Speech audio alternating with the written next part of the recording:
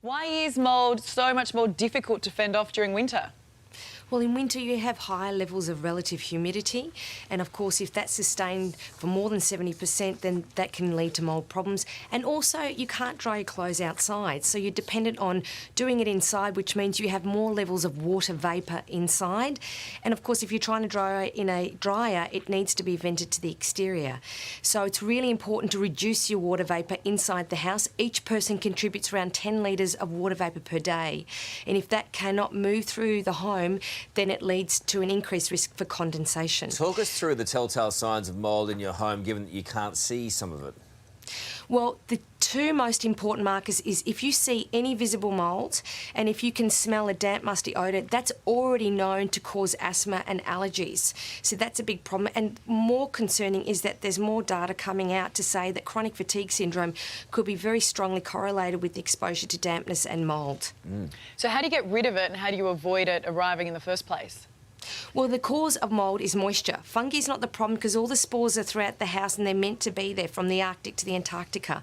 As soon as you have liquid water sitting on a surface for more than 2 days, it's going to allow those microbes to proliferate and produce chemicals which cause health effects. So in terms of getting rid of it, first get to where the moisture is, improve your ventilation in your bathroom, turn the exhaust fan on, open windows if you can, and of course dehumidification. If you live in tropical areas where it's very humid, you need dehumidifiers or the air conditioner on ideally. Increase the temperature. One of the most important things to do is make sure when you heat your home, you heat the entire house. Don't close off parts of the house where it's cold because cold air holds less moisture. That's why you end up with mould in your closets, in your walk-in robes, etc. So heat the whole house so that the water vapour's in the air, not on the surfaces. Do those little buckets work where they absorb all the moisture?